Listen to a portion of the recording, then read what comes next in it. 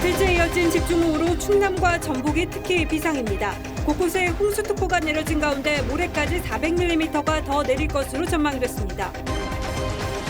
충남의 한 추모원에서는 산사태로 4명이 매몰됐다 2명이 심정지 상태로 발견됐습니다. 전북 군산에서는 오늘 하루만 300mm가 넘는 물폭탄이 쏟아지면서 골목길이 하천으로 변했습니다. 폴란드를 방문한 윤석열 대통령이 우크라이나 재건협력 양해각서를 체결했습니다. 민주당 의원 60여 명이 부채포 특권 포기를 선언했습니다. 어제 의총에서는 사실상 친명계 의원들 반발로 무산됐습니다. 보건의료노조가 이틀 만에 파업을 종료했습니다. 노조위원장은 환자와 국민에게 사과했습니다. 세계보건기구가 아스파탐을 발암물질로 규정하면서 현재 섭취 수준에서는 안전성에 문제가 없다고 발표했습니다.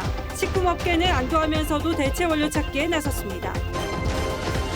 미국 할리우드에서 63년 만에 배우와 작가가 동시 파업에 들어가면서 할리우드가 마비될 위기에 처했습니다. 이들은 AI 도입에 따른 배우의 권리 보장을 요구했습니다.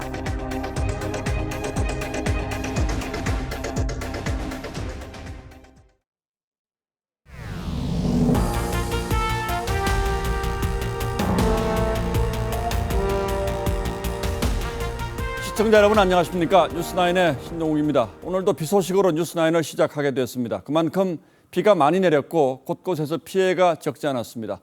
여기서 끝이 아닙니다. 장마 전선이 내려가면서 충청과 전북 지역에는 내일까지 최대 300mm의 폭우가 쏟아질 거라고 합니다. 당장 오늘 밤도 비 피해 없도록 조심하셔야 할 것 같습니다. 자, 그럼 지금은 비구름이 어디쯤 가 있는지 확인해 보겠습니다. 자, 김태중 기자, 거기 어디입니까? 네, 저는 홍수주의보가 발령되어 있는 전북 전주천에 나와 있습니다. 예, 지금은 비는 좀 머전 같군요. 네, 오전부터 거세게 내리던 비는 오후 들어서 내렸다 그쳤다를 반복하면서 현재는 빗줄기가 거세지고 있습니다. 오늘 하루 전북 전주시에는 200mm가 넘는 집중호우가 쏟아지면서 전주천에는 홍수주의보가 발령됐습니다. 전주천 수위가 높아지면서 하천 범람 우려 때문에 전주천 인근 마을 주민 100여 명이 인근 학교로 긴급 대피했습니다. 오늘 집중호우로 전주천과 연결된 만경강뿐만 아니라 영산강과 섬진강 등 호남 지역 주요 하천 5곳에 홍수주의보가 내려졌습니다. 장마 전선의 직격탄을 맞은 충청 지역 주요 하천에도 홍수특보가 발효됐습니다. 대전 시내를 관통하는 하천인 갑천 일대와 논산시의 논산대교에는 홍수경보가, 금강과 무심천 등 5곳에는 홍수주의보가 내려진 상황입니다. 오늘 밤사이 전북과 충청 지역에 시간당 50에서 100mm의 비가 쏟아질 걸로 예상돼 인근 지역 주민들의 각별한 대비가 필요합니다. 예, 제 화면에 잘 보이지 않았는데 빗줄기가 지금 거세지고 있다는 거고요.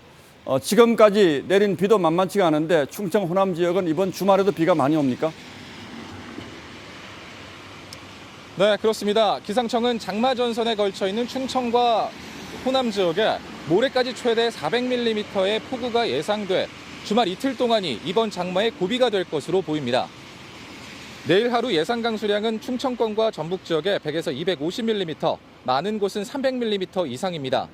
장마 전선은 주말 사이 남북으로 이동하면서 충청, 호남 지역과 중부지방에 많은 비를 뿌릴 것으로 예상됩니다. 장마 전선은 내일 오전까지 충청, 전라, 경북, 경기 남부 지역까지 이동하면서 비를 뿌리고 오후부터는 중부 지역에 영향을 줄 것으로 보입니다. 하지만 기압골 변화로 비구름대가 남쪽에서 정체할 경우 남부지방의 피해가 집중될 가능성도 있습니다. 이번 비는 지역에 따라 강수 강도와 강수량의 차이가 클 것으로 보여 최신 기상 정보를 잘 챙기면서 대비하셔야겠습니다. 지금까지 전주천에서 TV조선 김태준이었습니다. 예, 폭우로 전국 곳곳에서 피해가 발생하고 있습니다. 피해는 주로 짧은 시간에 많은 비가 내린 지역에 집중되고 있는데 산사태가 납골당을 덮치면서 추모를 하러 온 일가족 4명이 매몰되는 사고가 일어났습니다. 2명은 심정지 상태로 발견됐고 2명은 병원으로 옮겨졌습니다. 노도일 기자가 산사태 현장 상황 전하겠습니다. 토사와 부러진 나무들이 도로를 완전히 뒤덮었고 부서진 건물 잔해가 곳곳에 흩어져 있습니다. 사방이 틀어막히며 구조대 차량도 고립됐습니다. 크게 말하면 아주 귀환이지. 소방 장비가 일단 들어갔다가 갇혔잖아요. 오늘 오후 5시 반쯤 119 구조대가 토사에 매몰된 일가족 4명을 구조했습니다. 이 가운데 80대 남편과 70대 아내 2명이 숨지고 나머지 2명은 병원으로 옮겨져 치료를 받고 있습니다. 이들은 오후 4시쯤 추모를 위해 납골당을 방문했다가 산사태로 건물 한 채가 붕괴된 것을 보고 소방당국에 신고했습니다. 신고를 한 뒤 비를 피해 다른 납골당 건물 쪽에 대피했지만 산사태가 또 발생하면서 변을 당했습니다. 그중에 한 건물이 무너진 거고요. 그걸 보고 신고를 주신 거예요. 근데 이 방문객들은 다른 건물에 납골당을 한 거예요. 납골당이 있는 지역인 논산연무읍에는 오늘 하루 300mm가 넘는 비가 내렸는데 사고 당시인 오후 4시쯤에는 시간당 34.5mm의 폭우가 쏟아졌습니다. TV조선 노도일입니다. 부여, 논산, 계룡 등 충남 지역의 하루 강수량도 200mm를 넘었습니다. 굵은 빗줄기가 하루 종일 계속 쏟아지면서 산사태가 일어나고 곳곳에서 하천 제방이 휩쓸려 나갔습니다. 충청 지역의 비 피해 현장은 김다로 기자가 돌아봤습니다. 굵은 나무와 돌덩이가 주택을 완전히 덮쳤습니다. 샌드위치 패널인 벽면은 토사에 밀려 집 안쪽으로 쓰러졌고 바닥은 진흙탕으로 변했습니다.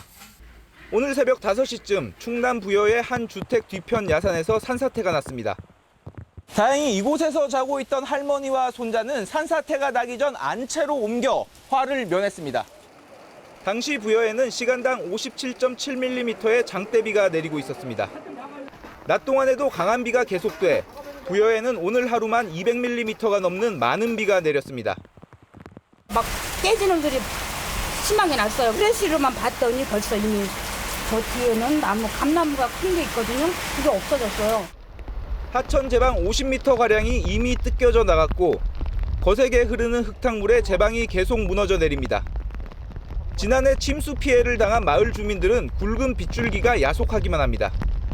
계속 이렇게 비가 오니까 지금도 자꾸 범람에서 올라오잖아요, 물 수위가. 이게 지금 심란하죠, 아주. 경기 안성에서는 장마를 대비해 미리 해체해둔 임시가교 구조물들이 불어난 강물에 휩쓸렸습니다.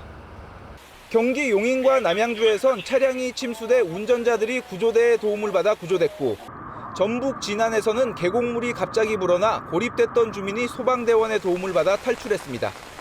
TV조선 김다로입니다. 전라북도 군산에도 오늘 하루 동안에만 300mm 넘는 물폭탄이 쏟아지면서 도시가 물바다로 변했습니다. 갑자기 쏟아진 비에 주택과 상가 곳곳이 물에 잠겼습니다. 주민들은 삶의 터전에 물이 차는 걸 보면서도 속수무책으로 하늘만 원망했습니다. 군산은 박건우 기자가 다녀왔습니다. 도로 위로 흙탕물이 점점 불어나더니 인도를 넘어 가게 안으로 흘러들어갑니다. 건물 지하는 온통 물에 잠겨 떠내려온 쓰레기가 둥둥 떠 있습니다. 이 복도로도 물이 들어오고 이제 전체가 물이 다 차버리니까 항시 이 건물 지하는 빗물 처리장이 돼버려요. 가게 안으로 빗물이 들어차면서 집기와 전자제품도 모두 물에 젖었습니다. 바닥에 들어찬 빗물을 닦아내고 펌프를 이용해 퍼내보지만 끝이 보이지 않습니다. 에어컨도 잠겼지. 냉장고 잠겼지. 안에가 다 찼잖아요, 물이요. 그러니까는 장사를 못 하죠. 도로에 있는 맨홀 위로 흙탕물이 솟구칩니다. 거세게 내린 비와 함께 골목길은 하천으로 변했습니다. 집으로 들이닥치는 빗물을 떠올리며 주민들은 놀란 가슴을 쓸어내렸습니다. 물바다가 됐어요, 막 다 막. 아이고, 말도 못했어요. 막 꼭대기 물이 막 몇 가지 차오르고 막 그랬어요. 주요 도로 역시 물바다로 변하면서 일부 구간이 통제되고 차량들은 거북이 운행을 했습니다. 멜론을 기르던 비닐하우스 18동도 물에 잠겼습니다. 끝난 거예요. 이제. 아주 못 써요. 내로는 물만 들어가면 못 써요. 전북 군산에는 오늘 하루 400mm 가까운 비가 내리면서 차량 침수 등 전북에서만 200건 넘는 피해가 속출했습니다. TV조선 박건우입니다. 예, 이번 주말이 또 걱정이군요. 강원도 역시 비 피해가 적지 않았습니다. 특히 계속된 장맛비로 약해진 지반이 무너지면서 도로로 흙더미가 쏟아진 곳이 많았습니다. 정선에서는 국도변 비탈면이 일주일 만에 4번이나 무너지는 아찔한 사고가 잇따랐습니다. 주변을 지나는 운전자분들은 특히 조심하셔야 할 것 같습니다. 이성훈 기자가 취재했습니다. 산비탈에서 흙과 바위가 무너지더니 잠시 뒤 토사가 폭포처럼 쏟아집니다. 지난 6일 첫 낙석 사고 이후 어제까지 4차례에 걸쳐 낙석과 토사 6천 톤이 쏟아졌습니다. 비가 계속 오고 그러다 보니까 안반 상태가 좀 연약해졌죠. 차량 통제는 그전에 실시를 했습니다. 피해라든가 재산 피해는 따로 없고요. 오늘 통영 대전 중부고속도로에서는 산사태로 고속도로에 토사가 덮쳐 한때 통행이 차단됐고 홍천과 평창, 용인에서도 낙석과 토사 유출이 잇따랐습니다. 계속된 폭우로 도로 옆 절개지에 바위가 쏟아지면서 이렇게 낙석 방지 철조망도 완전히 뜯겨나갔습니다. 최근 장맛비가 이어지면서 바위를 떠받치고 있던 지반이 약해진 상황이어서 정선 낙석 사고처럼 한번 무너진 곳에선 추가 붕괴 위험도 높습니다. 낙석을 피하기 위해선 사전 징후를 살피고 우회하는 게 중요합니다. 암석이 지속적으로 굴러 떨어진다거나 지하수가 과도하게 용출되는 현상은 안반비 털면 붕괴의 정부는 중부와 경북 지역에 산사태 위기 경보를 심각 단계로 상향하고 붕괴 위험이 높은 비탈면 6,105곳에 대한 점검에도 나섰습니다. TV조선 이소은입니다. 예, 지금까지 전국의 비 피해 상황을 살펴봤는데 다시 현장을 연결해서 서울 수도권 상황 점검해드리겠습니다. 서울 잠수교의 취재 기자 나가 있습니다. 자, 한지연 기자, 한강 수위도 많이 높아졌죠? 네, 그렇습니다. 이곳 잠수교는 어제부터 내린 비로 대부분 물에 잠겨서 도로 표지판과 가로수 윗부분만 겨우 보이는 상태입니다. 오후 8시 반 기준 잠수교 수위는 7.35m로 보행로와 차량 통제 기준을 1m 이상 넘겼습니다. 서울시는 새벽 4시 50분부터 통행을 전면 통제했습니다. 올림픽대로 여의 상류와 하류 나들목 등 시내 주요 도로 4곳의 통행이 금지된 상태입니다. 그 여파로 도로 곳곳에 지정체가 이루어지면서 퇴근 무렵엔 도심 차량의 평균 속도가 시속 10km대를 기록했습니다. 일부 도로가 통제된 데다 금요일 퇴근길까지 겹치면서 교통체증은 더욱 심했습니다. 예, 수도권에는 비가 얼마나 더 내릴까요? 지금 이곳에는 안개만 약간 끼어 있고 비는 잦아드는 상태인데요. 장마 전선이 남쪽으로 내려갔기 때문입니다. 전선이 오르락 내리락 하면서 수도권에는 모레까지 장맛비가 이어질 전망입니다. 어제부터 이틀 동안 누적 강수량은 오후 7시 현재 경기 남양주 217mm, 서울 207.5mm 등으로 수도권에는 200mm가 넘는 비가 내렸습니다. 모레까지 30에서 80mm가 더 내릴 것으로 보이고 경기 남부 일부 지역은 150mm 이상 집중호우가 올 것으로 예상됩니다. 기상청은 지역에 따라 비의 양과 강도가 크게 다를 수 있어 실시간 예보를 참고하며 수해 피해를 줄일 수 있도록 준비해달라고 당부했습니다. 서울 잠수교에서 TV조선 한지은입니다. 예, 전국의 주요 댐들도 방류량을 늘리며 홍수 대비에 나섰습니다. 대청댐은 방류량을 평소 2배 가까이 늘렸고 북한의 방류 영향을 직접적으로 받는 경기도 연천의 군남댐도 수문을 여러 곳 열었습니다. 경기 북부 지역 상황은 어떤지 점검하겠습니다. 자, 박한솔 기자. 네, 저는 지금 군남댐에 나와 있습니다. 예, 물소리가 크게 들리는군요. 네, 군남댐이 뿜어내는 물소리가 여기까지 크게 들릴 정도입니다. 군남댐은 현재 13개 수문 중 약 7개를 열고 초당 약 900톤의 물을 쏟아내고 있습니다. 군남댐은 오늘 오전 12시 30분에는 약 650톤의 물을 방류했는데 낮 12시 40분부터는 북한 환강댐 방류에 대비해 초당 방류량을 약 300톤 가까이 늘렸습니다. 북한 황해도와 함경도 남부에는 오늘과 내일 20에서 60mm, 모레도 최고 30mm의 비가 내릴 것으로 보여 북한이 환강댐 수문을 열 가능성이 있습니다. 환강댐이 방류하면 연천 필승교 수위가 바로 올라가는데 오늘 새벽 0시 1.14m에서 오후 5시 1.72m로 상당히 올라간 상황입니다. 밤 9시 기준 군남댐 수위는 28m로 한계 수위인 40m가 되면 방류량을 초당 14,000톤으로 늘려 한강 수위를 조정할 예정입니다. 이 밖에 낙동강 안동댐 등은 2020년 8월 이후 3년 만에 수문을 열고 방류를 시작했고 금강 대청댐도 평소 초당 1,300톤이던 방류량을 강수량에 따라 2,500톤까지 늘릴 계획입니다. 통일부는 북한의 댐 방류 시 사전 통보해 줄 것을 요청했지만 반응이 없는 상태입니다. 군남댐에서 TV조선 박한솔입니다.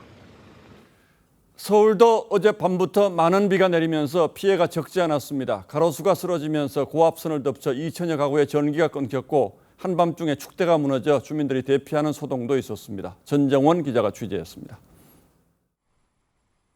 자정이 넘은 시각 캄캄한 서울의 한 주택가.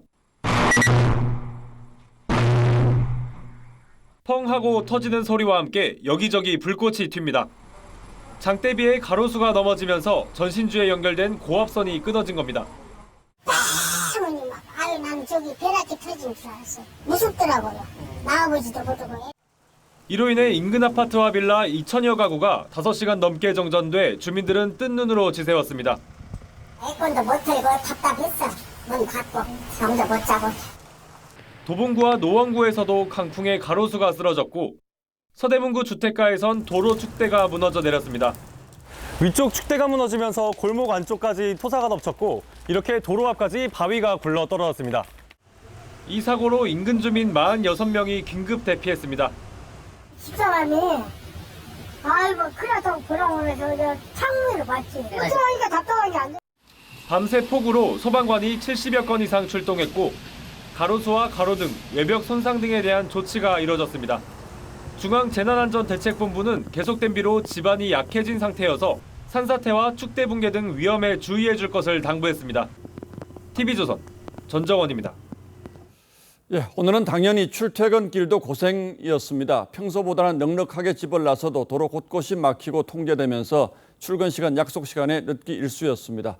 내일은 토요일이니까 좀 낫겠죠. 오늘 출퇴근길 상황은 정은혜 기자가 지켜봤습니다.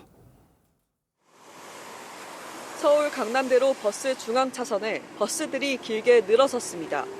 신호등 초록불에도 좀처럼 앞으로 움직이지 못하고 꽉 막힌 도로는 주차장을 방불케 합니다. 이틀째 내린 장맛비로 도로 곳곳이 통제돼 일부 버스가 우회 운행하면서 강남 일대 체증이 더욱 심각해진 겁니다. 오후 8시 강남역입니다. 퇴근 시간부터 조금씩 막히기 시작하더니 지금은 버스 전용 차로에 긴 버스 열차가 생겼습니다. 논현역에서 강남역까지 2정거장, 2km를 이동하는데 1시간이 넘게 걸릴 정도. 보통 한 10분에서 한 15분 정도 거리인데 거의 뭐 1시간 20분 됐어요. 이번 주 계속 그랬어요. 올해 비 오면 좀 더 심하죠. 승하차가 느리니까. 시민들은 답답합니다.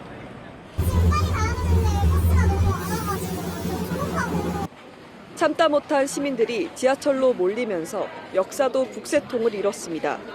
버스를 타요. 근데 오늘은 비가 왔기 때문에 약속 장소 가기 위해서 시간을 맞추려면 지하철도 정확하고 출근 시간도 평소보다 길었습니다. 보통은 집에서 회사까지 오는데 40분이면 충분했는데 오늘은 한 50분, 55분 걸려서. 비가 올 때마다 반복되는 도로 위 정체와 혼잡은 장마철 시민 불편을 더했습니다. TV조선 정은아입니다. 제2의 마샬 플랜으로 불리는 우크라이나 재건 사업에 한국 정부와 기업이 최소 66조 원 규모의 사업 진출을 추진합니다. 학교나 병원 같은 긴급시설 복구부터 시작해 원전과 공항 재건에 이르기까지 광범위하게 참여할 예정이라고 합니다. 폴란드를 순방 중인 윤석열 대통령은 재건 사업 추진 기업인들을 만나서 재건 협력에 자신감을 보였습니다. 폴란드에서 김정우 기자가 이 소식 전해왔습니다. 한국과 폴란드 기업인과 정부 인사 350여 명이 모인 자리에서 원전 분야 6건을 비롯한 33건의 양해각서가 체결됐습니다. 폴란드 안제이 두다 대통령과 함께 참석한 윤석열 대통령은 배터리와 항공우주, 스마트 공장 등 첨단 산업은 물론 사상 최대 규모를 기록한 방산 수출과 원전 협력으로 두 나라의 경제 협력이 새로운 전기를 맞이했다고 강조했습니다. 두 나라의 협력은 전 세계가 주목하는 성공적인 모델이 될 것입니다. 특히 2천조 원 규모로 추산되는 우크라이나 재건 사업을 놓고 윤 대통령은 6.25 전쟁 후 국가를 재건한 한국의 경험을 강조했습니다. 전후 복구 사업 참여에 많은 경험을 가지고 있고 뛰어난 기술력을 바탕으로 우크라이나가 정부 차원에서 학교나 병원과 같은 긴급시설 복구 등 200억 달러 규모의 5천여 개 재건 프로젝트를 요청했고 소형 모듈 원전 SMR 분야를 비롯한 민간 주도 사업은 320억 달러에 달해 총 520억 달러, 우리 돈 66조 원 규모의 사업이 추진 중입니다. 아직 전쟁 중이고 재건이 초창기이지만 우크라이나 정부가 강력하게 희망하고 있는 만큼 치밀하게 재건 사업 참여를 준비해 나가겠습니다. 윤 대통령은 잠시 뒤 바르샤바 대학에서 폴란드 청년들을 만나 미래 세대의 교류 확대를 강조한 뒤 4박 6일간의 순방 일정을 마무리하고 귀국길에 오릅니다. 폴란드 바르샤바에서 TV조선 김종우입니다. 인도네시아 자카르타에서는 아시아의 외교 장관들이 모여서 지역 안보 현안을 논의했습니다. 여기서 역시 중요한 의제는 북한에 잇따르는 도발이었습니다. 한중 외교장관 회담도 열렸다는데 현재 저희 취재기자가 나가 있습니다. 이철임 기자, 신경전은 좀 있었던 것 같은데 결국 한중 외교장관이 만나긴 했군요. 네, 박진 외교부 장관과 중국 왕이 정치국 의원이 이곳 ARF 회의가 열린 자카르타 샹그리아 호텔에서 우리 시간으로 조금 전인 7시 20분부터 40분간 만났습니다. 싱하이밍 대사의 배팅 발언으로 얼어붙었던 한중 관계의 탓인지 어제부터 회담 의제와 의전 등을 놓고 줄다리기를 이어오다 포럼 마지막 날인 오늘에야 마주 앉은 겁니다. 양국이 발언 공개에 협의에 이르지 못하면서 모두 발언도 공개되지 않았습니다. 양국은 고위급 교류의 중요성에 공감하며 외교안보 대화와 차관급 전략 대화, 1.5트랙 대화 등 다양한 수준에서 소통을 강화하고 북핵 문제와 관련해서도 소통을 강화해 나가자는 데 의견을 함께한 것으로 알려졌습니다. 이번 회의에는 친강 외교부장의 건강 문제로 왕이 위원이 참석했습니다. 예, 북한도 참석을 했는데 의장 성명에 북한을 규탄하는 내용이 담길 수 있겠습니까? 네, 우리 정부는 ARF 개막 전부터 북한이 참석하는 만큼 이 ARF 의장 성명에 북한에 잇따른 도발에 대해서 규탄하는 강력한 메시지를 전할 수 있도록 외교전을 펼쳐왔습니다. 오늘 회의에서는 우리나라와 미국, 일본뿐만 아니라 일부 아세안 국가들도 이틀 전에 북한의 ICBM 발사를 비판하면서 비핵화 대화의 장으로 나올 것을 촉구했습니다. 다만 중국과 러시아는 한반도 문제에 침묵했고 북한을 대표해 참석한 안광일 대사는 한반도 긴장 고조의 책임은 북한에 있지 않다며 기존의 주장을 반복했습니다. 안 대사는 어젯밤 참석국 모두가 참여하는 리셉션에도 참석을 했지만 박진 장관과의 만남은 성사되지 못했습니다. 오늘 오후에 이곳 회의장에 들어서면서도 우리 취재진과 마주쳤지만 여러 질문에 답하지 않고 빠르게 자리를 떴습니다. 인도네시아 자카르타에서 TV조선 이채림입니다. 민주당에서 폭풍 전야의 긴장감이 감지됐습니다. 민주당 현역 의원 60여 명이 불체포 특권을 내려놓겠다고 선언했습니다. 어제 민주당 의원총회에서 불체포 특권 포기에 대한 결의가 무너졌고 당 안팎에서는 비판이 이어졌죠. 어제 의총 상황을 두고 당내 입장도 엇갈리고 있습니다. 복잡한 민주당 내부 상황은 신유만 기자가 취재했습니다. 31명의 민주당 의원들이 이름을 올린 불체포 특권 포기 성명서입니다. 민주당이 혁신 의지가 없다고 비춰진다며 우리라도 불체포 특권 포기를 분명하게 밝히겠다고 했습니다.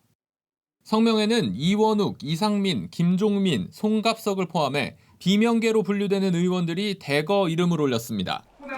현역 의원 40명이 소속된 더 좋은 미래도 불체포 특권 포기 의총 결의를 촉구한다는 내용의 성명을 냈습니다. 중복 서명한 의원을 빼면 소속 의원 168명의 3분의 1이 넘는 60여 명이 동참한 겁니다. 한 비명계 의원은 국민 신뢰를 잃고 지지율이 박스권에 갇혀 돌파구가 필요하다고 했습니다. 하지만 친문계와 친명계의 일부 중진 의원들은 검찰의 표적 수사에 대응할 방법이 없다며 여전히 반대하고 있습니다. 친명계는 오히려 친문 의원이 반대 입장을 냈다고 했습니다. 지도부는 다음 주 다시 불체포 특권 포기 당론 추인을 시도할 예정이어서 당내 갈등 상황이 본격화할 가능성도 있습니다. TV조선 신유만입니다. 돈봉투 의혹을 수사 중인 검찰이 송영길 대표의 전직 비서관 주거지를 압수수색했습니다. 이 비서관은 경선 당시 캠프에서 자금과 일정 등을 관리한 것으로 알려졌는데 돈봉투를 받은 현역 의원을 특정하기 위한 막바지 작업으로 보입니다. 김보공 기자입니다.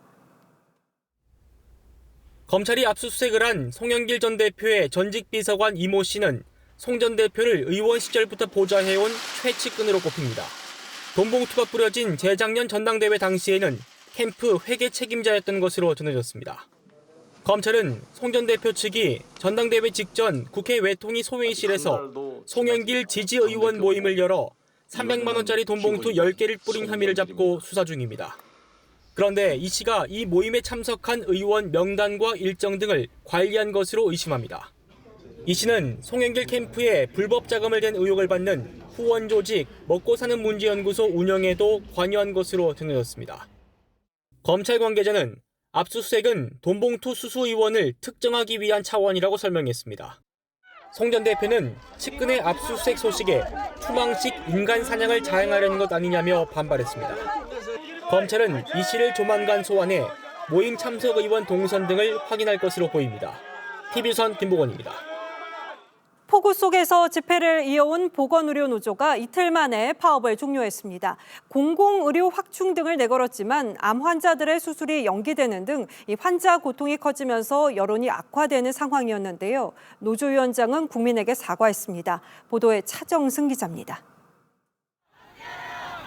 챙 있는 모자에 단결투쟁 머리띠를 두른 노조원들이 피켓을 들고 구호를 외칩니다. 보건의료 인력 확충하라! 연이틀 도심 집회를 벌여온 보건의료노조는 오늘 오후 기자회견을 열고 파업을 종료한다고 밝혔습니다. 노조는 환자 안전과 불편, 복지부 입장 등을 고려해 총파업을 종료했다며 불편과 피해를 본 환자들과 국민께 죄송하다고 밝혔습니다.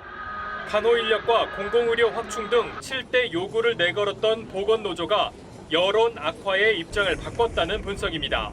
실제 간호사가 주축인 노조의 파업으로 암 수술을 취소하거나 입원 환자 대부분을 내보낸 경우도 있었습니다. 소방청에 응급환자 이송을 자제해달라고 요청한 국립중앙의료원은 오늘 외래 환자가 평소에 5분의 1로 급감하기도 했습니다. 우리들 아픈가 생명을 담보로 그러면 되겠냐는 부분이 좀 많이 있지 않을까 싶은데 복지부는 노조와의 대화에서 간호인력 지원 의지를 밝히는 한편 공개적으로는 강경 대응 입장을 밝히며 압박했습니다. 국민의 생명과 건강에 막대한 위해를 끼칠 경우 법과 원칙에 따라 단호하게 대응할 것입니다. 보건노조 차원의 총파업은 오늘 오후 5시부로 끝났지만 부산대병원 등 일부 병원 노조의 파업은 계속될 전망입니다. TV조선 차정승입니다. 이재명 대표의 허위사실 유포 재판에서 고 김문기 처장의 아들이 증인으로 출석했습니다. 김 처장의 아들은 아버지가 이재명 성남시장의 전화를 받는 걸 여러 번 봤다면서 이 대표의 발언은 자충수라고 주장했는데요. 이 대표는 김 씨가 증언하는 동안 대부분 눈길을 피했습니다. 황민지 기자가 취재했습니다. 성남시장 당시 고 김문기 처장의 존재를 몰랐다고 한 이재명 민주당 대표. 이 발언과 관련한 허위사실 유포 재판에 김 처장 아들이 증인으로 나왔습니다. 오늘 김문기 씨 일정 나오는데 하실 말씀 없으십니까? 아들 김 씨도 출석하며 말을 아꼈는데 첫 대면인데 어떤 심경이신지 한 말씀만 부탁드리겠습니다. 법정에서는 아버지가 이 대표와 골프를 치거나 업무와 관련해 칭찬을 받았다는 얘기를 했고 주말이나 밤늦게 전화를 받아 누구냐고 물으면 성남시장이라고 답했다고 증언했습니다.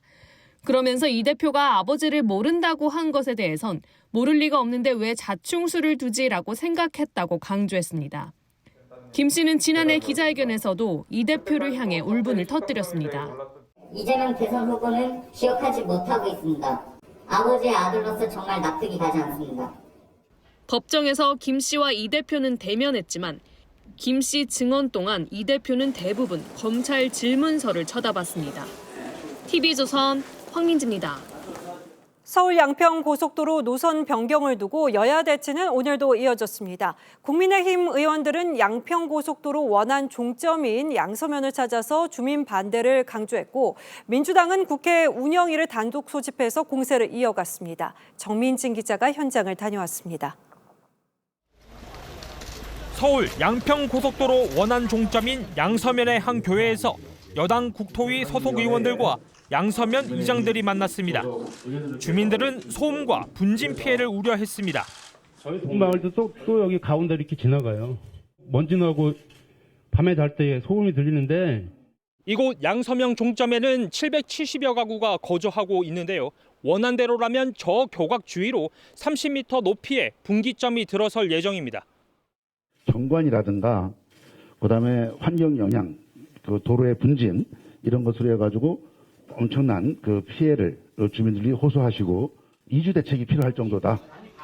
실제 2021년 4월 문재인 정부가 발표한 예비 타당성 보고서에도 양서면 종점의 문제점이 명시돼 있는데 기존 도로와의 연결에 근본적인 대안이 필요하고 주민 민원이 발생할 우려가 있다고 돼 있습니다. 문재인 정부에서 시작이 됐음에도 불구하고 이것을 윤석열 정부 때 갑자기 변경됐다는 것처럼 김건희 여사 일가 그 땅과 선산 땅과 연결을 하고 있습니다. 민주당은 국회 운영위를 단독 소집해 여당이 대통령 처가의 특혜를 덮기 위해 거짓말로 일관하고 있다고 주장했습니다. 국회가 대통령의 처가 일가의 의혹을 덮어주는 호위된지 도대체 정말 부끄럽기 짝이 없습니다. 운영위는 여당의 불참으로 30분 만에 산회했습니다. TV조선 정민진입니다. 또래 여성을 살해하고 시신을 유기한 정유정에 대한 첫 재판이 열렸습니다. 정유정의 모습도 포착됐는데요. 정유정은 전체적으로 잘못을 인정하면서도 자신이 제출한 반성문을 과연 판사가 읽는지 의심하기도 했습니다. 하동훈 기자입니다. 마스크를 낀 정유정이 재판을 마치고 법원 복도로 걸어 나옵니다. 법정에 출석할 의무가 없는 공판준비 기일임에도 오늘 첫 재판에 참석한 겁니다. 검찰은 정유정이 지난 5월 26일 오후 중학생인 것처럼 가장해 피해자 집에 들어간 뒤 준비해온 흉기를 100여 차례 휘둘러 피해자를 살해했다고 공소사실을 설명했습니다. 재판 내내 고개를 숙이고 있던 정유정은 검사가 공소장을 읽자 갑자기 고개를 들어 검사 쪽을 계속 쳐다보기도 했습니다. 정유정 측 변호인은 검찰 공소사실에 대해 세부적으로 다른 부분이 있지만 전체적으로 잘못을 인정한다고 밝혔습니다.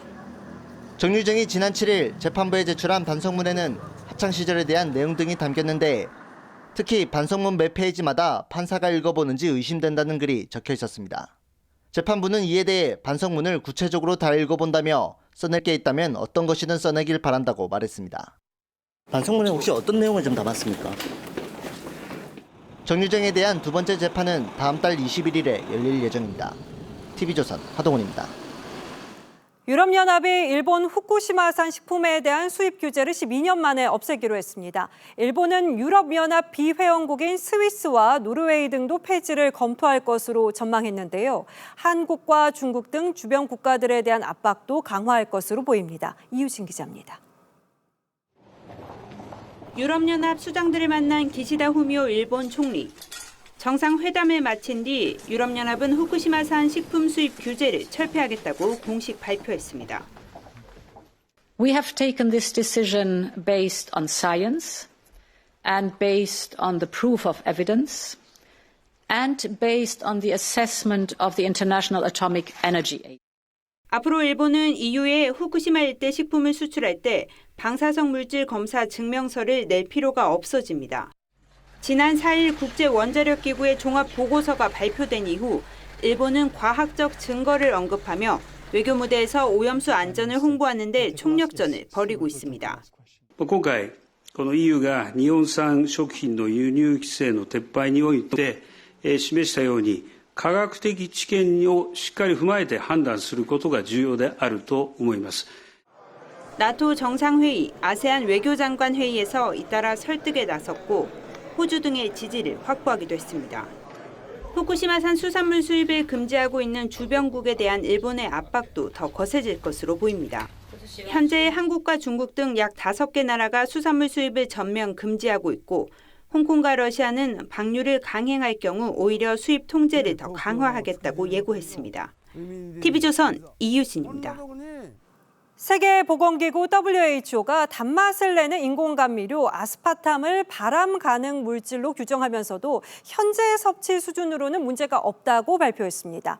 식품업계는 안도하면서도 대체 원료 찾기에 나섰습니다. 이미 퍼진 소비자 불안을 잠재우기 쉽지 않다고 판단하는 건데요. 김충영 기자가 소비자 생각을 들었습니다. 제로콜라를 비롯한 무설탕 음료나 막걸리 등에 쓰이는 아스파탐. WHO가 아스파탐을 암을 유발할 수 있는 물질로 규정했습니다. 다만 소비를 중단할 것까진 아니라고 했습니다. we're not advising companies to withdraw products, nor we are advising consumers to stop consuming altogether. We're just advising for a bit of moderation. 식약처도 아스파탐의 현행 소비 기준을 유지할 방침입니다. 대다수의 전문가들은 아스파탐의 위험성이 과장됐다고 합니다. WHO 기준을 보면 김치와 같은 등급이고 붉은 고기보단 오히려 낮기 때문입니다. 술은 확인된 인체 발암물질입니다. 그래서 1군이라고 부르죠. 그런데 술 무서워하세요? 술, 담배, 햄, 소세지, 젓갈, 심지어는 햇빛도 1군 발암물질입니다. 하지만 소비자들은 여전히 찝찝합니다. 발암 물질이라고 하니까 잘 안 먹게 될 것 같긴 하고. 제과업체들은 대체 원료 찾기에 나섰고 음료업체들도 감미료 교체를 검토 중입니다. 막연한 불안감 때문입니다. 아스파탐이 제2의 사카린이 될 수 있다는 우려도 나옵니다. 사카린은 1970년대 한 연구에서 암 유발 가능성이 언급됐다가 이후 문제가 없는 것으로 밝혀졌는데 미국, 유럽 등에선 소비가 회복됐지만 한국에선 사실상 퇴출됐습니다. TV조선 김충령입니다. 다음 뉴스입니다. 문재인 정부는 이명박 정부가 추진한 4대강 사업을 적폐로 규정했습니다. 그리고 집권 2년 뒤인 2019년 2월 금강 영산강의 세계보 해체 방안을 발표했습니다. 감사원이 당시 결정 과정을 자세히 들여다본 결과 제대로 된 검토 없이 졸속으로 보 해체 결정을 내렸다는 결론을 내린 것으로 저희 취재 결과 확인됐습니다. 이렇게 되면 엄청난 국고 손실에 대한 책임 규명이 뒤따를 수밖에 없게 됐습니다. 이정현 기자의 단독 보도입니다. 문재인 정부는 출범 직후 주요 국정과제 중 하나로 4대강 재자연화를 추진했습니다. 이명박 정부 4대강 비리, 방산 비리, 자원 외교 비리도 다시 조사해서 국정축제 자산 있으면 환수하겠습니다. 이에 따라 환경부는 2018년 11월 4대강 조사평가위원회를 꾸려 4대강 보에 대한 평가를 진행했습니다. 당시 청와대는 위원회 구성 2달 안에 평가를 마무리하라고 시한까지 못 박은 것으로 전해졌습니다. 국정과제뿐 아니라 문재인 전 대통령의 별도 지시로도 전달됐습니다. 기한에 쫓긴 조사평가위는 청와대에 기한을 늦춰달라는 요청까지 했고 결국 석 달 만인 2019년 2월 금강과 영산강에 있는 3개보를 해체하라고 결론 내립니다. 보 해체의 경제성과 보 구조물의 안전성을 평가하고 아울러서 수질 생태, 이수 치수, 지역 인식과 선호 등을 종합적으로 고려하였습니다. 감사원은 국책사업을 뒤집는 중대 결정이 시한을 최우선 목표로 두고 제대로 된 검토 없이 사실상 졸속으로 진행됐다고 결론 내린 것으로 알려졌습니다. 이 때문에 경제성 평가 등을 위한 자료가 부실했고 이를 근거로 한 보 해체 적절성도 판단할 수 없다는 게 감사 결과인 것으로 전해졌습니다. 감사원은 4대강 반대론자 위주로 꾸려진 조사평가위원회가 편향됐다는 점도 지적할 것으로 알려졌습니다. TV조선 이정현입니다. 한국 전쟁 당시 가장 먼저 의료 지원 의사를 밝혔던 덴마크의 유엔사 참여를 문재인 정부가 막았다는 사실을 지난주 보도해드린 바 있습니다. 그런데 여기에 더해 독일의 유엔사 참여까지 막았던 걸로 확인됐습니다. 종합하자면 문재인 정부가 유엔사의 역할을 줄이기 위해서 여러 방면으로 애를 쓴 걸로 보이는데 그 이유가 뭐였을까요? 이번에는 국방부를 취재하는 윤동빈 기자의 단독 보도입니다. 문재인 정부 당시 국방부는 유엔군 사령부에 덴마크와 독일이 참여하려 하자 전투 병력 파병국이 아니면 안 된다며 제외 방침을 통보했습니다. 6.25 당시 두 나라는 의료 지원국이었습니다. 국방부가 최근 지난 정부 대응 경위를 파악했는데 보고 문건에 따르면 정석환 전 국방정책실장은 2019년 6월 샹그릴라 안보 대화에서 독일 측 인사를 만나 한국과 사전 협의 없이 유엔사에 참여할 수 없다며 불쾌감을 드러냈고 국방부는 주한 독일 대사관 무관을 초치해 항의했습니다. 3개월 뒤 열린 한미 국방협의체에선 허태근 대북 정책차장이 한국과 사전 협의되지 않은 독일의 유엔사 참여에 대해 반대한다는 입장을 전달했습니다. 비슷한 시기 북한은 종전선언을 추진하는 문재인 정부를 향해 유엔사 해체를 주장했습니다. 그러자 로버트 에이브럼스 전 유엔 사령관이 한국군도 유엔사 참모부에 들어와 달라고 정식 요청했지만 당시 국방부는 한국은 전쟁 당사자이지 전력 제공국이 아니라는 논리로 제안을 거절했던 것으로 파악됐습니다. 유엔사 관계자는 전쟁에 직면한 우크라이나가 나토 가입 제안을 거절한 것과 같다고 설명했습니다. 대통령실도 이에 대한 문제의식을 갖고 있는 것으로 알려졌습니다. 북한이 다시 침략해오면 유엔사와 그 전력이 자동적으로 작동되는 것을 막기 위한 TV조선 윤동빈입니다. 예, 요즘 휴대폰 앱에 돈을 미리 충전해 놓고 사용하는 분들이 많죠. 유명한 커피 전문점 스타벅스가 대표적인데 이 유명한 업체 앱이 해킹당해 내 돈이 사라지는 일이 잇따르고 있습니다. 어떻게 이런 일이 일어날 수 있는지 대책은 없는지 홍혜영 기자와 따져보겠습니다. 자, 홍 기자, 이거 사용 안 하시는 분들은 잘 모르실 수도 있을 텐데 일단 뭐가 어떻게 됐다는 거죠? 네, 스타벅스를 자주 이용하는 분들은 이렇게 앱에 일정 금액을 충전해 놓고 결제하는 경우가 많은데요. 예. 최대 55만 원까지 가능합니다. 이때 앱에 자동으로 연결된 신용카드를 이용하는데 누군가가 아이디와 비밀번호를 알아낸 뒤 무단으로 결제한 겁니다. 주로 되팔기 쉬운 텀블러 등을 사들였는데 주말과 월요일 사이 최소 90여 명이 800만 원어치를 당했습니다. 스타벅스 측은 그제 뒤늦게 공지글을 올렸습니다. 자, 그런데 이게 뭐 아이디와 비밀번호만 알면 되는 건데 어떻게 이걸 알아낸 거죠? 네, 다크웹이나 암시장에서 확보한 아이디와 비밀번호를 이 스타벅스 앱 계정에 무작위로 대입해서 일치하는 걸 찾은 겁니다. 일반적으로 사람들이 여러 앱에서 같은 아이디와 비밀번호를 쓴다는 점을 노린 수법입니다. 예. 이 크리덴셜 스토핑이라는 해킹 수법인데요. 이 로그인 정보를 채워 넣는다는 뜻입니다. 고도의 기술 없이 계정 정보만 얻으면 해킹에 성공할 확률이 아주 높습니다. 지난 1월 지마켓에서 문화상품권을 산 소비자들도 이런 수법으로 피해를 봤습니다. 상당히 단순한 형태의 해킹이어서 소비자 입장에서는 오히려 더 불안할 수도 있겠는데요. 네, 맞습니다. 그 앱 자체가 뚫린 게 아니기 때문에 사실 뾰족한 대책도 없습니다. 그래서 스타벅스는 사과문을 올리면서 주기적으로 비밀번호를 바꿔달라고 당부했는데요. 이 고객 입장에서는 현실적으로 쉬운 일이 아니죠.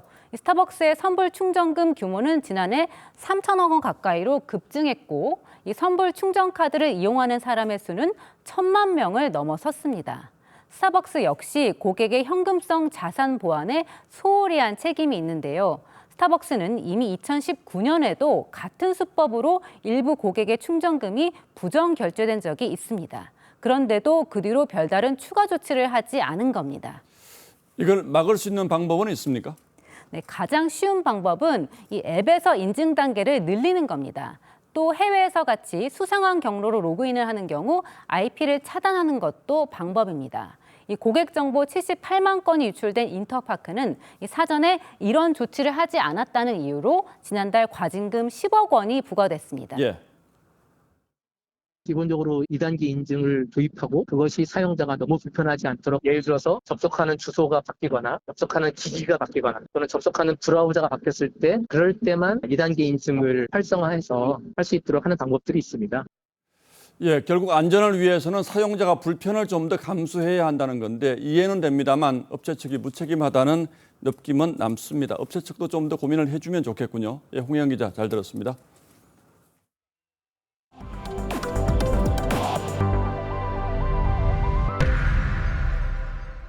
대화창에 질문을 던지기만 하면 곧바로 답을 내놓는 챗GPT. 등장하자마자 세계적 열풍을 불러일으켰는데요.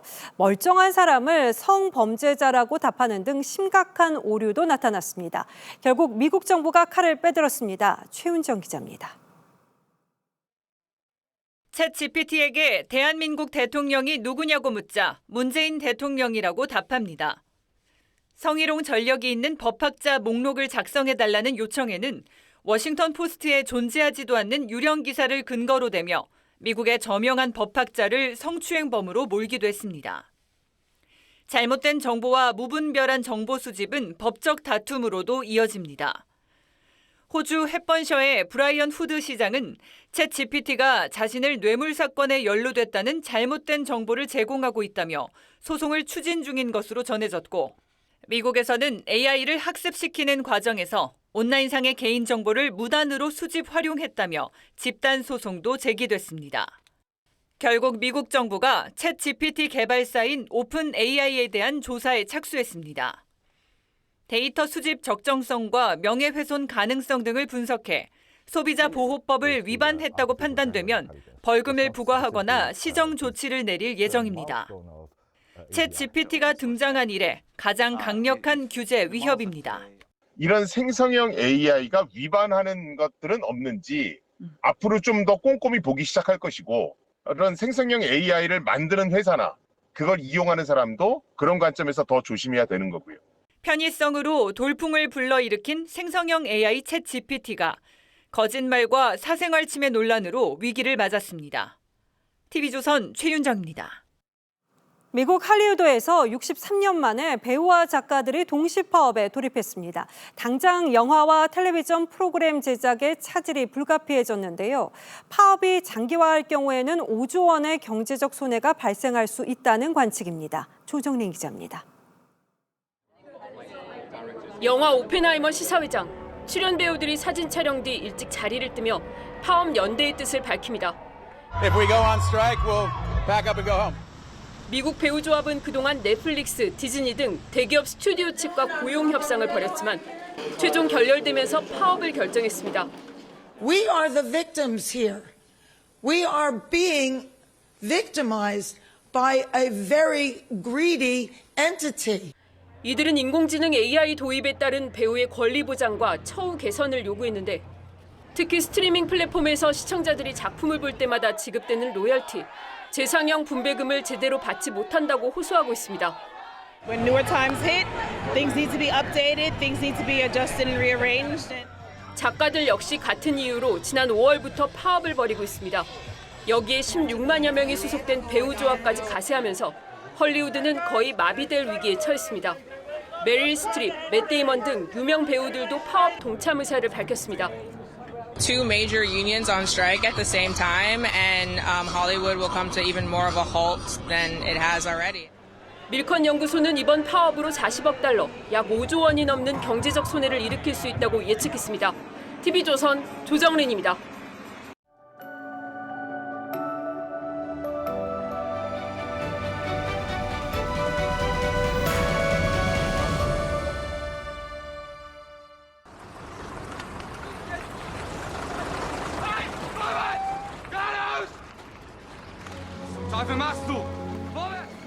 아버지는 유대인 수용소에 함께 끌려간 아들을 지키려고 눈물겨운 연기를 합니다. 아들을 숨겨놓고 붙잡혀가는 마지막 순간에도 밝게 웃습니다. 우스꽝스러운 몸짓을 해보이며 작별합니다. 우크라이나 드니프로역, 열차에 오른 엄마와 딸, 차마 고개도 못 든 채 눈물 짓습니다. 창가에 앉은 어린 아들도 하염없이 눈물을 흘립니다. 차창 밖엔 아버지가 서 있습니다. 애써 눈물을 감추던 이내 미소 짓습니다. 배트맨 흉내를 내고 하트도 만들어 보입니다. 열차가 움직이기 시작하자 함께 뛰면서 배트맨처럼 날아가는 몸짓을 해보입니다. 더 밝게 웃으며 그렇게 가족과 멀어집니다. 가족을 피난시키고 자신은 남아서 조국을 지키는 아버지입니다. 우크라이나 병사가 전장에서 흥겹고 우스꽝스럽게 춤을 춥니다. 어린 딸에게 아빠가 무사하다는 걸 알려 안심시키고 즐겁게 해주려는 겁니다. 하지만 전쟁은 잔인합니다.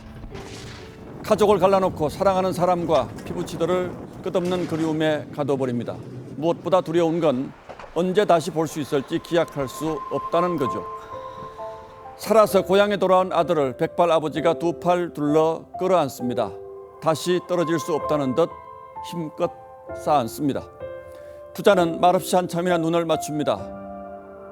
집으로 뛰어오는 손자를 본 순간 할머니는 그만 다리에 힘이 풀려버립니다. 우크라이나 군이 헤르손을 탈환한 뒤 이어진 무언의 재회들이죠. 말 대신 표정과 몸짓에서 모든 감정이 경랑처럼 휘몰아칩니다.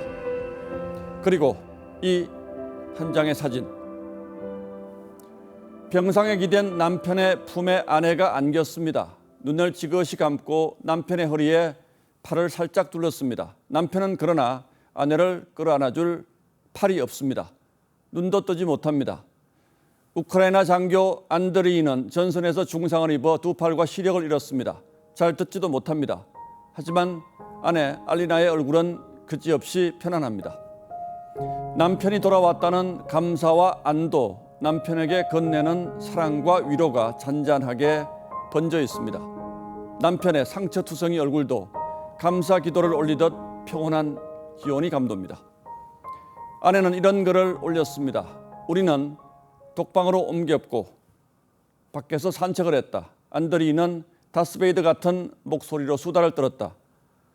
참혹한 전쟁과 뜨거운 사랑을 단 한 컷에 이보다 더 진하게 응축해낸 사진을 저는 본 적이 없습니다. 그런데 눈먼 전쟁을 일으킨 자들에 대한 증오보다 그 모든 고난과 상처를 이겨내는 사랑의 힘이 더 크게 다가옵니다. 전쟁이 시작되면 지옥문이 열린다지만 지옥에서도 희망과 평화를 볼 수 있게 해준 이 부부가 고맙습니다. 7월 14일 앵커의 시선은 무슨 말이 더 필요할까요? 였습니다.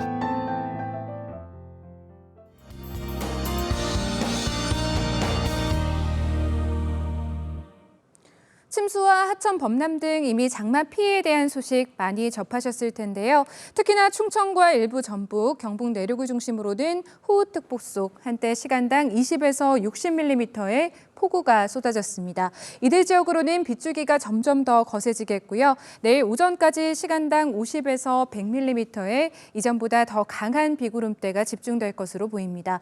위험 지역에서는 안전한 곳으로 대피해 주시고 계속해서 주의를 기울여 주셔야겠습니다. 주말 동안에도 전국에 많은 비가 내립니다. 충남 남부와 전북 서부에 400mm 이상, 충북과 전북 동부, 전남과 경북 북부에도 300mm 이상의 큰 비가 추가적으로 예상됩니다. 남해안과 제주 산지 그 밖에 남부 지방에서는 오전까지 강한 바람에도 주의하셔야겠습니다. 모레 수도권과 강원 지역은 비가 잠깐 소강 상태를 보였다가 다시 주 중반까지 이어지겠습니다. 날씨였습니다. 예, 오늘 밤도 비 피해 없도록 주의하시기 바랍니다. 7월 14일 금요일 뉴스9는 여기서 모두 마치겠습니다. 시청해주신 여러분 고맙습니다.